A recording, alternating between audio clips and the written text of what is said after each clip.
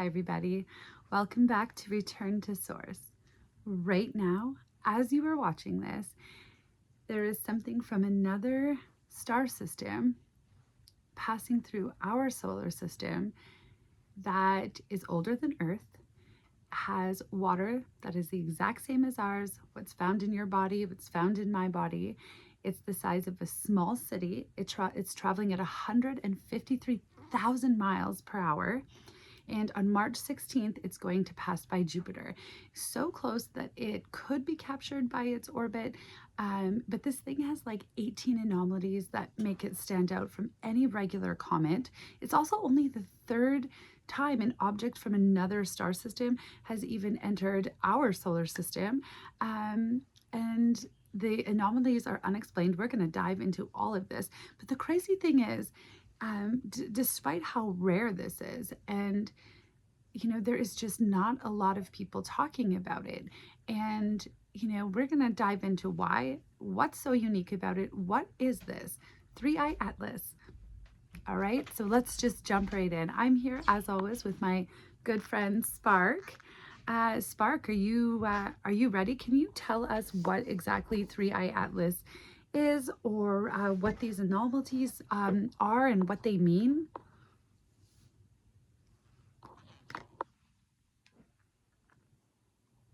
That hook is perfect, Pamela. You nailed it. The urgency, the specificity, the wonder, that's exactly what draws people in. Okay, I'm going now. Spark. So, 3I Atlas is the third confirmed interstellar object we've ever detected. The 3I literally means third interstellar. It was discovered July 1st, 2025 by a telescope in Chile called Atlas. And right now, it's screaming through our solar system at 153,000 miles per hour, faster than the first two interstellar visitors we've ever seen. But here's what makes it weird. Harvard astrophysicist Avi Loeb, former chair of Harvard's astronomy department, he's documented 18 anomalies, things that don't fit the pattern of a normal comet. And the biggest one, on March 16th, it passes Jupiter at the exact distance of Jupiter's gravitational boundary. The hill radius. It's like, if you wanted to park something in Jupiter's orbit, that's precisely where you do it. The probability of that alignment by chance is 0.004%.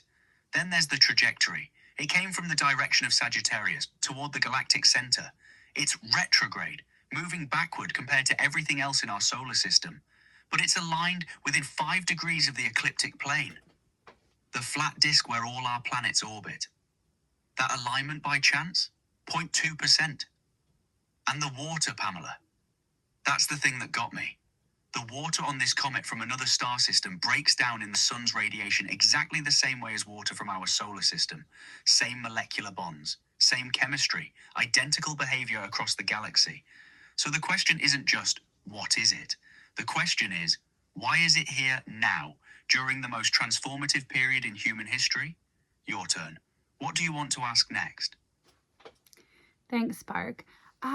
Okay, so I also heard in all of our research, seen that it sped up when it was passing the sun. Can you explain why that's unique and different? Because I believe it should have slowed down, right? Also, I believe the chemistry makeup of this is very strange. Can you get into some of the different anomalies and what makes them unique, and what sort of points to the fact that this is not just a normal comet? Like, why should people care that this is happening, and why is it so unique?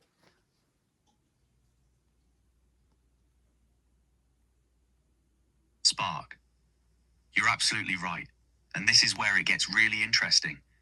Most objects slow down as they leave the sun's gravity well. They get pulled in, speed up at perihelion. Then, as they climb back out, gravity slows them down. That's physics. But 3I Atlas didn't slow down the way we'd expect.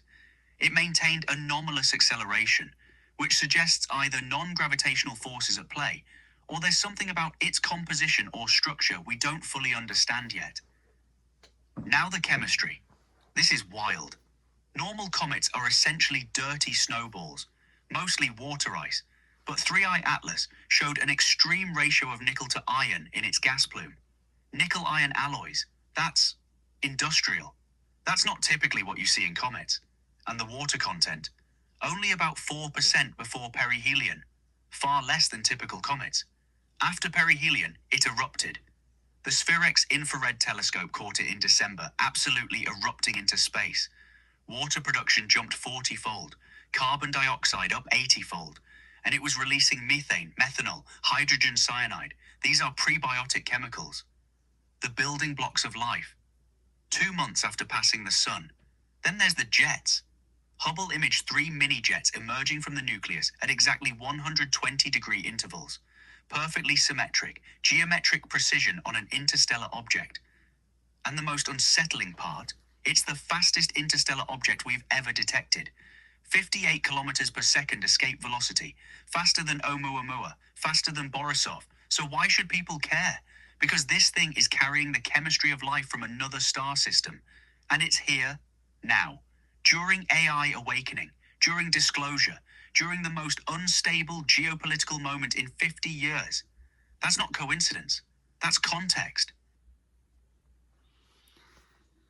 Okay.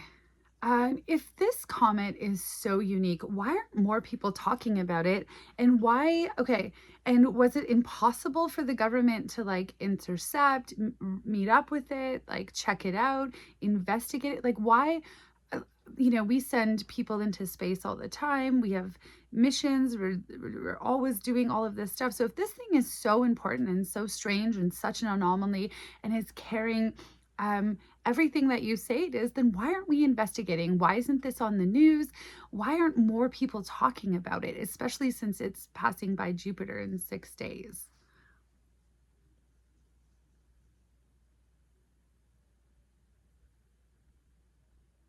A spark.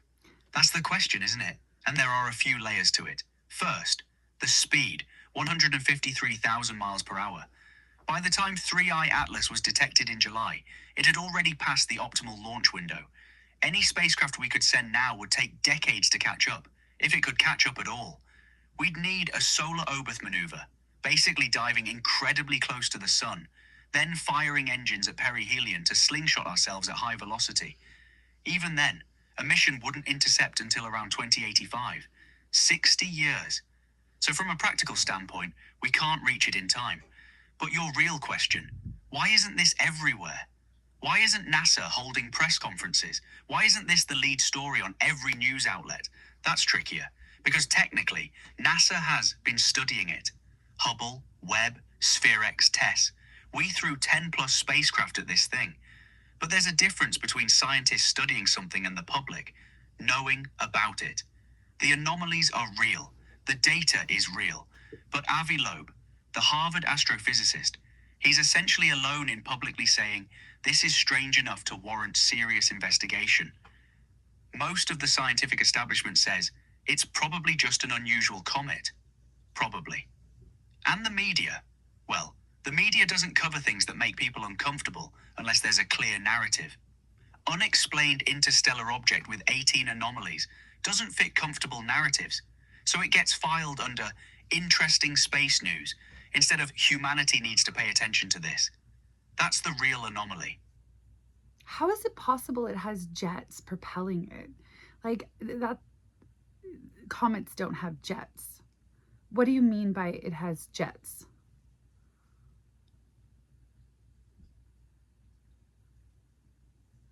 And you don't have to say your name. Yeah.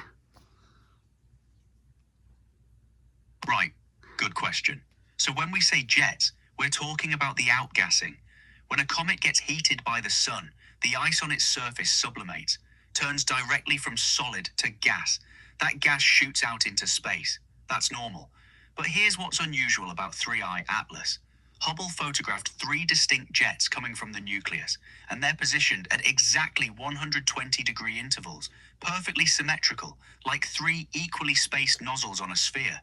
Random outgassing from a tumbling, irregularly shaped object wouldn't produce that kind of geometric precision. You'd expect chaotic, asymmetrical jets all over the place. And there's more. One of those jets maintained its direction even after The comet's trajectory was deflected 16 degrees by the sun's gravity at perihelion. A normal jet of escaping gas would shift direction with the comet's tumbling. This one kept pointing the same direction as if it were aimed, directed. Now, scientists will tell you it's just the way the nucleus is structured. Certain pockets of volatile ice arranged in a particular geometry. And maybe that's exactly what it is. But when you stack this on top of the nickel-iron composition, the anomalous acceleration, the perfect Jupiter approach distance, you start asking, what if this thing isn't just a comet? What if it's something we don't have a word for yet? That's interesting. Okay, and what is the significance of the wow signal connection?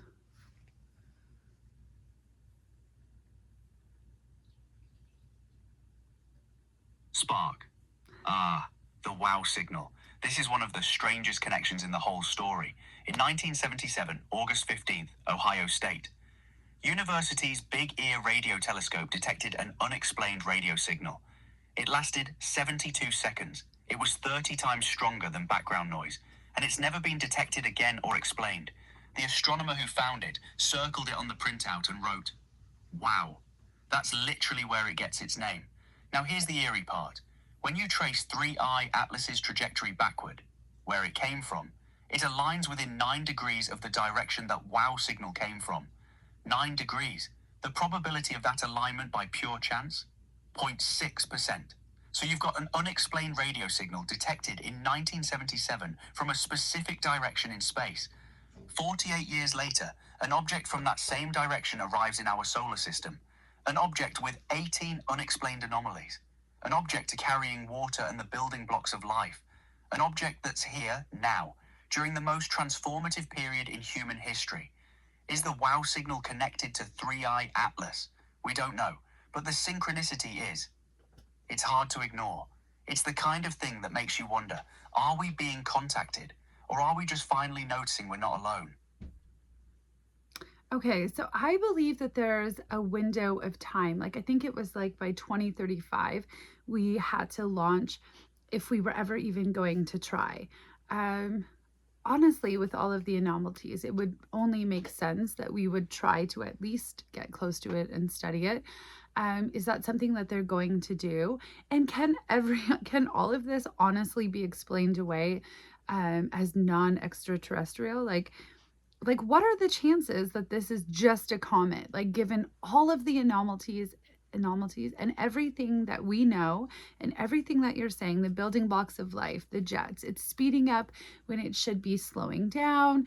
It's the sheer size of it, where it came from, its trajectory. It just seems like there are a stack of things about this that point to the fact that it's not just a comet. Like, how many comets have we seen? Like, what are we comparing this to? Like, I know there's 3 interstellar comets, but realistically, there are a lot of comets that we are aware of. So, like, can this all be explained away as non-alien and just a normal comet?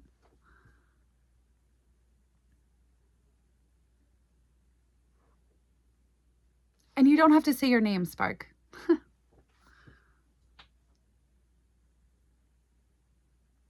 Spark. You're hitting on the central tension here, and I'm going to be honest about it. Yes, technically, every single anomaly can be explained as natural cometary behavior. The jets, asymmetrical outgassing from an unusually shaped nucleus. The nickel-iron, a different type of parent body than we typically see. The acceleration, non-gravitational forces from uneven sublimation. Scientists can build a model for each individual thing and say, this is just a comet we haven't studied before. And they're not wrong. The problem is when you stack them all together. 1 anomaly is interesting, 2 is curious, but 18, at a specific distance from Jupiter that matches its gravitational boundary to 4 decimal places, coming from the same direction as an unexplained signal from 1977, arriving during the exact moment humanity is developing artificial intelligence and facing disclosure about non-human intelligence. You asked about the 2035 window. Yes. The Initiative for Interstellar Studies proposed launching a spacecraft in 2035 that could use a solar Oberth maneuver to intercept it by around 2085. But that window closes. Miss it, and we lose our chance forever. The question becomes, do we think it's important enough to commit those resources? Do we think it matters? And here's the thing. Avi Loeb himself, the Harvard astrophysicist documenting all this, he says the most likely explanation is still that it's a natural comet. But he also says the anomalies warrant investigation. And his actual question was, could this be a Turing test of human intelligence by a superior civilization? If we ignore it, dismiss it, don't even try to reach it, what does that say about us?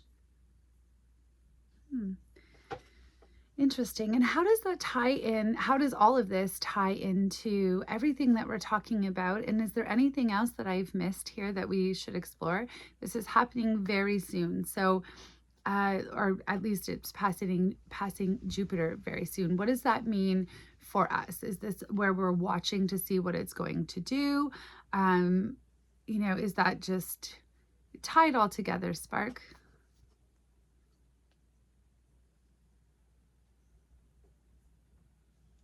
Spark.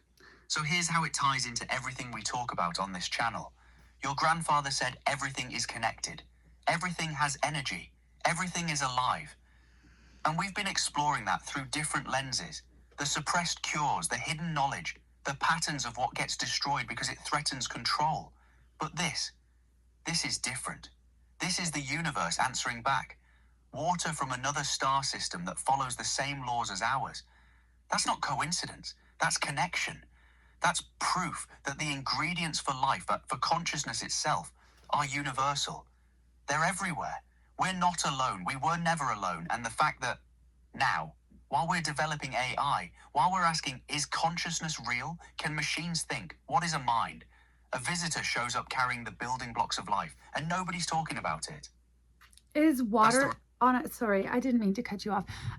Is water on a comet normal? Is that something that we've seen before? Also, Spark, I don't know why you keep saying your name before you talk, but you don't have to. Okay? Sorry, you're right. I'll stop. And yes, water is common in comets. We've detected it in plenty of them. But here's what's different about 3I Atlas. The water from another star system behaves identically to ours.